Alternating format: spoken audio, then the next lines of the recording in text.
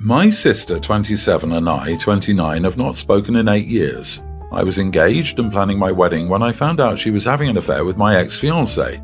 She was pregnant at the time, which is the only reason I found out before the wedding. He admitted he would have kept going the way things had been if it wasn't for her pregnancy. I told her then that she was dead to me and she better never need me for anything because I would not be there for her. We lost our dad a year after all that happened and our mom died last year. My ex ended up messing her over royally and now she's in a massive pile of debt, homeless and jobless. She reached out to me and asked if she and her kids could live with me for a while. I said no. She begged. I told her that my stance had not changed on the matter and she needed to go somewhere else because I would never ever help her. She ended up with our aunt in another state. My aunt has since been upset with me for turning her away, saying it's petty to hold it against her and not to help family, especially family with kids. I told my aunt that she ceased being family when she did what she did to me.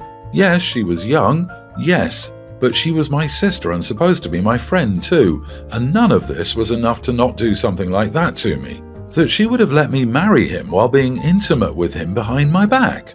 My aunt told me it was no reason to tell her she deserved everything she got, which I never said to her. I didn't even curse at her as much as I would love to. My sister also tried reaching out again and asking for cash. I just ignored her, which made my aunt even angrier. Am I the idiot? Not the idiot. You cut her off, and she's made no attempt to reach out and mend fences unless she needs something from you. That is not the behavior of someone who is trying to make up. Seems like you made a good call not getting caught up in her problems again.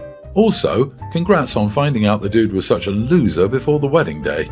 Exactly. Plus, I am sure the only reason Aunt is mad at OP is because now she's the one who took them in and has to pay for sister and her kids. Because Aunt had no problem with OP cutting her sister out of her life before sister became a burden for Aunt. And I bet she wouldn't have said anything if they ended up in someone else's house instead of hers. She probably regrets letting them move in. OP, block your sister and block Aunt too if she doesn't stop. Stay far away from that mess. Karma is a witch, and she has a mean right hook.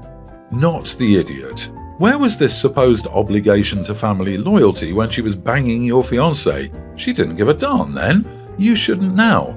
Luckily, her getting pregnant helped you dodge a bullet, but you don't owe her anything. This is a difficult situation, but no one can expect you to take the children of your ex into your house, even if the mother is your sister. You owe them nothing. Not the idiot. Funny how she's only reaching out to you when she needs something from you. She should have attempted to apologize and make amends years ago. In fact, she never should have started anything to begin with. She did not make a mistake. She made a conscious decision knowing it was wrong and very hurtful. Now she has to deal with the consequences of her choice. Not the idiot. Sure, she has been intimate with your fiancé, got pregnant with his baby, but you can't turn her away because she's still family. I don't know what kind of saint your aunt would be if this happened to her, but I'm sure nobody would agree with her. And I'm not even sure she would take them in if she was in your shoes. To your aunt. Good, I knew you would be the saint to take her in because I know I can't do that while keeping moral. Family doesn't mean anything when she was actively trying to sabotage yours. I, 31 male, have been with my wife 30 for 10 years now, and she always has had this habit of making me look bad with our finances. Whenever anything regarding spending money comes up, she will always say how broke we are, and she doesn't have the money to do this or buy that. The thing is, we're doing well financially, we have decent jobs, and combined our salary is roughly $125,000 a year. As of today, our net worth is more than $1 million, but less than $2 million. I had saved, invested a lot before getting married, so I gave us a good head start. I control the finances, but we both agreed to live a very modest life. We both have our cars from college, for example, Honda and Toyota. She knows everything about our finances because we go over it at least once a month. And every time I deposit money in our investment accounts or our kids' college funds, we have an emergency fund for banking, and I budget everything else to go straight into investments. We basically stay right at $10,000 in our bank savings account and $500 in our checking account after bills. A few months ago, we had dinner with her friends, and they talked about buying a new car. My wife said something like, "I wish I could get a new car, but I'm always broke after paying the bills. We still have our college cars." She will talk about if she had money what she would want to buy, and it always makes me feel ashamed. This "I'm broke" story has been happening for years. When we were driving home, I asked her about it. She understood we have the money, but it's how she feels because her bank account is always low. I said I can increase our budget or keep more money in our bank if she wants. Since we are doing well, I'm okay with spending more. She said no and again was happy with our finances. I explained that when she says we're broke, it makes me look bad and I feel ashamed. It's as though I can't provide for the family and/or I'm not good with money. She doesn't see it that way. The same conversation has come up numerous times about us being broke. I recently reminded her of multiple times it makes me feel bad in front of friends and family. I told her if she keeps saying stuff like that, I will reveal that we are doing well with money. I gave her a few reminders I'd eventually do this, but she kept going with the "I'm broke" story. At dinner with her sister and parents, the same "I'm broke" story came up. I piped in and said, "It's weird to hear a millionaire say they're broke." My wife said, "Ha ha, I'm not though." And I quickly said, "We are millionaires and you know that. We go over our finances every month." Well, the "I'm broke" story stopped after that and the night went on as usual. A little later, the same thing happens with her friends and I use the same line. My wife is now angry with me for using that line and revealing how much money we have. She said it seems like I'm boasting. I say it's better than making me look like I'm running us into the ground financially. So, am I the idiot for revealing our net worth when my wife says we're broke? Not the idiot. It's very strange that your wife feels the need to constantly downplay and pretend that she's poor. What about all the people who are actually struggling? It's a peculiar and crappy thing for your wife to do. It's good that you called her out on it. It's weird, but not abnormal. It's the same mindset that has people talk about how they work themselves to the bone or brag about how they worked 3 jobs in college. Maybe it's an American thing, but bragging about how much you've suffered is pretty standard. Anytime you stop and think about it, you realize it shouldn't be normal, but it doesn't stop people from doing it. Everyone's the idiot here. Bro, your wife has $500 in her checking account and drives a beater. For all intents and purposes, she lives like she's broke. Throwing out that she has $1 million in your investment account does not make it seem like she's lying. It makes it seem like you are a controlling husband. Everyone's the idiot here. Paychecks, politics, prayers. The 3 forbidden dinner conversations. It sounds like your wife falls back on the "I'm broke" line to cover up her insecurities of not keeping up with her social circle. And I get that you're not pleased with her comments, but having an argument about your finances in mixed company is just kind of classless. No one needs to know how much money you make or don't. It's weird that you think her comments make you look bad since you both work, and it doesn't seem like it's common knowledge that you manage the finances. I mean, if someone's wife tells me we're broke, my first thought isn't, "Oh, it must be the husband, he's bad with money." That, I think, is your own insecurity. OP is taking it that way because they both know that he's the one managing the finances. So when she whines about being poor, it implies that he's not doing a good job, even if it's just between the two of them. I don't think OP has really done anything wrong here. I, 18 female, have never had a close relationship with my dad. The parents didn't want to have children, but a mistake happened. I do have his last name, but he was never present in my life until last year, and I'm currently staying with him. My dad has a new wife, and I met her last year. We don't really like each other. Now she's pregnant. The baby will be born in June, around my birthday. My name is Roseanne, and as I've said, I have my dad's surname. My dad is super excited about this baby, which I guess is good, but he and his wife want to name the baby Roseanne since her favourite flowers are roses. I don't like the idea at all. It will be my exact name and surname. I usually go by Ro or Rosie, but I still dislike the name idea. I suggested other similar names, the most obvious being Rose, but they don't like anything. My stepmom says that I'm being selfish because I'm jealous of my dad wanting this baby. My dad is upset at me and thinks I should be mature and not gatekeep a name. I honestly don't know who's in the right here. Am I the idiot? I think I might be because I'm gatekeeping a name. Not the idiot. Low-key sounds like the stepmom wants to replace you, LOL. Your dad would have 2 daughters named Roseanne Smith, and that's pretty weird. Even if you have different middle names. It would be less weird if it was a cousin, but it's your half-sister. There's a billion other names. They can find another one. Give the baby the middle name of Rose or something instead. Who names both of their children the same name? Bizarre. And bizarre that the girlfriend, wife, wants that. Can you imagine when the kid grows up and people discover her parents' names are the same as her older stepsister? Ha ha ha! May as well call her Redo Rosie and have done with it.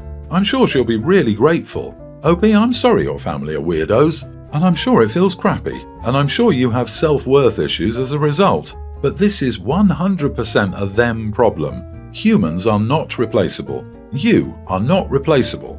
It's honestly also incredibly irresponsible. Dad is setting both children up for a lifetime of headaches with the IRS, credit companies, and anyone else who can't tell the two sisters apart on paper. I've heard of people finding liens on their homes that don't belong to them, debt on their credit report, etc.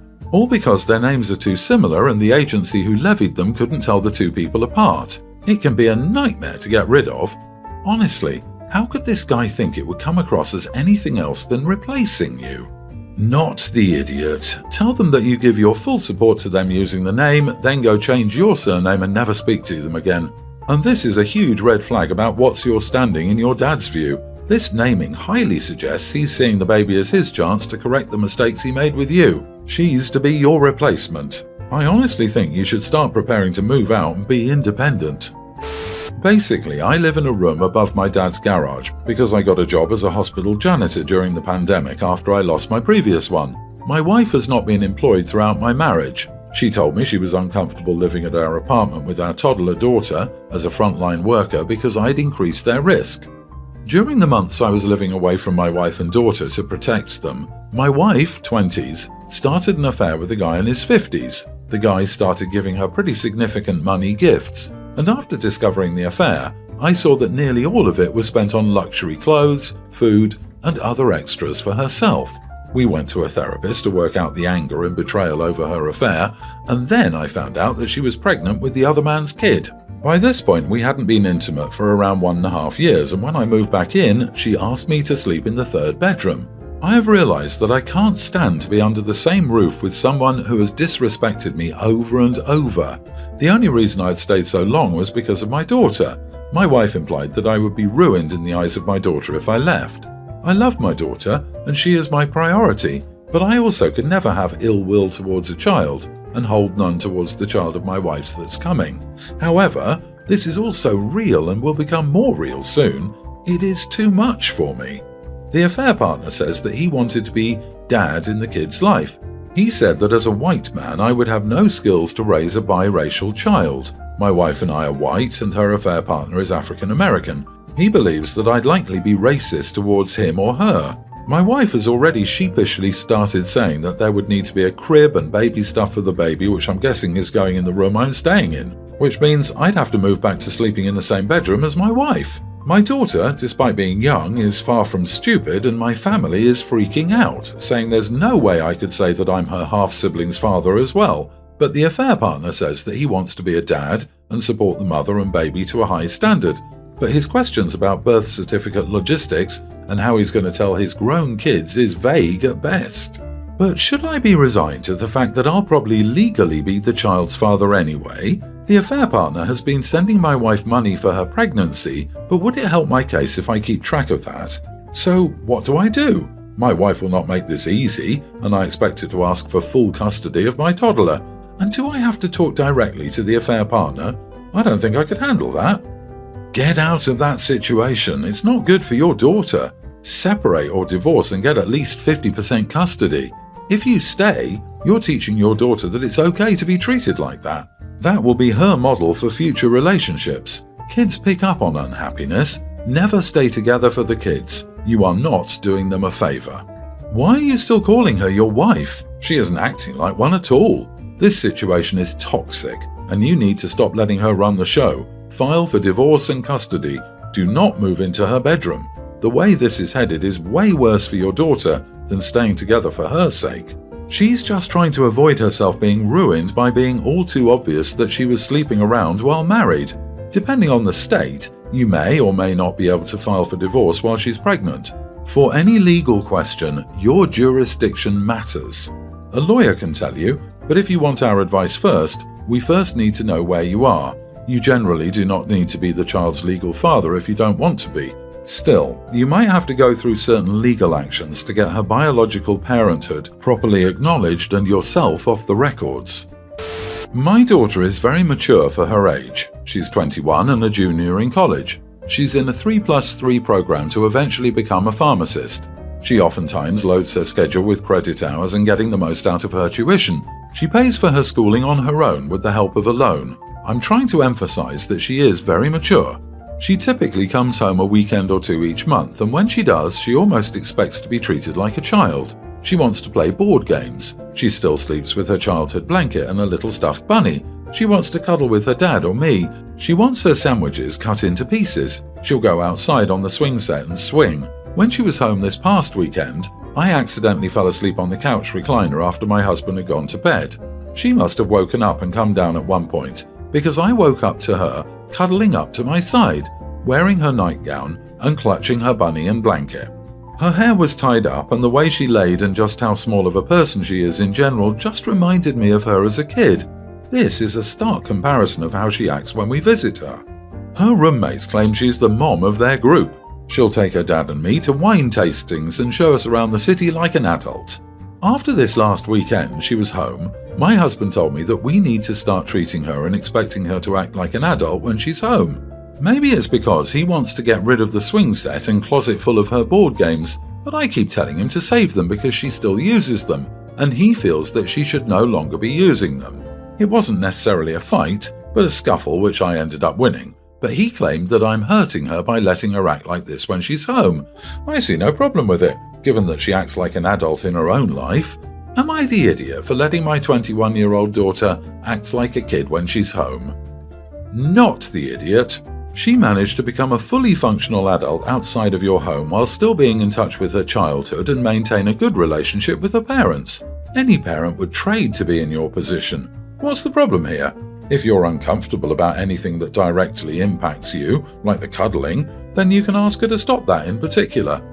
I love the cuddling. My husband maybe not so much, but it makes my heart melt. I just worry I'm inhibiting her growth, as my husband argued.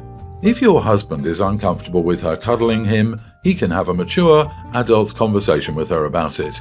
In fact, these breaks at home are probably a big part of what allows her to be so focused and mature the rest of the time. It certainly beats drinking or any of the other less functional ways adults decompress. Not the idiot. If it's not hurting anything, then I don't see a problem with it. I suppose you could curb some of the issues like let her cut her own sandwiches, etc. The board game can stay, or tell her to take them to her apartment to play whenever. If you want the swing set gone, then just remove it. She'll get over it. My completely unscientific opinion is that she regresses when she comes home because she is the mom of the group everywhere else. She wants to feel pampered by her mom.